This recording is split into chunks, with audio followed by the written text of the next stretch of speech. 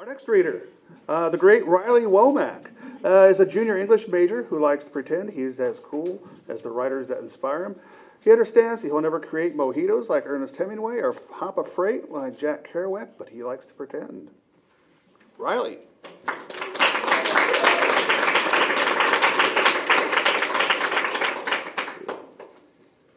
Hi, can y'all hear me? Okay.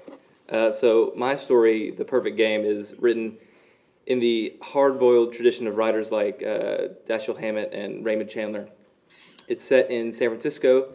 It's about a baseball and French film-loving hitman years after a nuclear exchange has all but ended life on Earth. And while he tracks his final man, a gangster named Kenworthy, he tries to emulate his favorite on-screen assassin, Alain Delon's character in the film Le Samurai, but he is haunted by memories from before the bombs fell.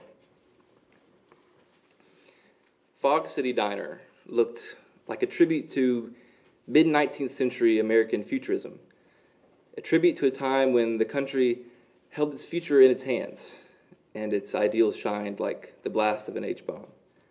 I stood across the Embarcadero, palmed the snub-nosed revolver in the breast pocket of my coat. Kenworthy sat at the windows nearest the front door. 2 plates were set on the drab Formica table in front of him. This made me pause. He wasn't supposed to have a guest. Unlike Delon, I wore black gloves, but in the next few moments we were the same, cold, calculating, and ruthless. I entered, sat at the bar across from Kenworthy's table. My breath came slowly, deliberately. Each sense was heightened in the moments before the kill. Like Delon and like a pitcher on the mound, I barely existed between the action, the pitch, the kill. Since the bombs, I had found my purpose in delivering death to people who had already survived it. Now it was time to cash out. A door opened at the far end of the bar, and a woman walked out. She paused as the door swung closed behind her, shaking blonde curls out and staring Kenworthy's direction. I was caught off guard, stunned by her simplicity, her grace. When she walked, she seemed to float across the brown and white diamond linoleum. She stepped with a hint of hesitation, her nervous eyes never leaving Kenworthy's back. I sat rigid at the bar, trying to repress my memories, but as she brushed past, all those memories came anyway, escaped from the prison in which they were sealed. I remembered flowing chestnut hair on bike rides and Sausalito, and a smile so big it dwarfed the strawberries at Pier 39. Amy was a few years older then, even though I am much older now.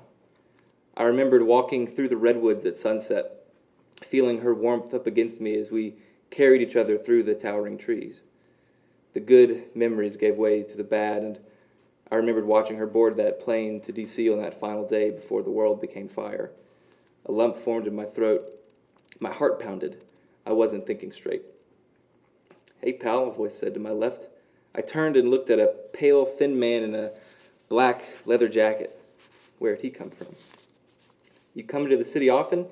he asked while I ignored him. The scene had shifted around me while I was unaware. I tried to shake my memories away, to concentrate. The man's face looked vaguely familiar, like I had seen his face everywhere, yet nowhere in particular. "Hey, pal, I need you to focus," he said again, and this time I noticed the silver pistol in his hand, shielded between the bar and his body. I relaxed. Memory faded into resolve. "Nothing to say?" he asked. "Nothing a gun can't say," I replied. "A man of principle, I see." "Habit," I said. A glass coffee pot sat across from me. My fingers gripped the black handle, and like an infielder throwing a ground ball, my body pivoted, shoulder leading the way, arm close behind, wrist flicking, and the pot rolled off my fingers. It smashed into his face, sending shards of glass and scalding coffee everywhere. His arm raised, and I was grabbing and stepping away from the bar in one step. One shot rang out, and we were twisting, falling, 2 shots now, and a glass window shattered, and someone screamed. We were locked in a dance, Delon and his own assassin, where the outcome was to fade out for one of our stories. I pushed him against the bar, and his pistol scattered to the floor. I was off of him in an instant, pulling my own from its pocket. It kicked 3 times into the man's chest. My attention turned from my attacker to my target lying on the floor and bleeding from a wound in his gut. The woman beside him was bunched up on the booth seat, shaking. Kenworthy stared up at me, desperate eyes pleading for more time like a clock with a dying battery. I shot him twice. The woman screamed again. She tried to crawl backwards into the seat and through the wall. Her eyes remained glued to my gun. My grip on the revolver tightened as I choked and killed my memories in the darkness of my mind. I was Elaine Delon in black gloves. Thank you.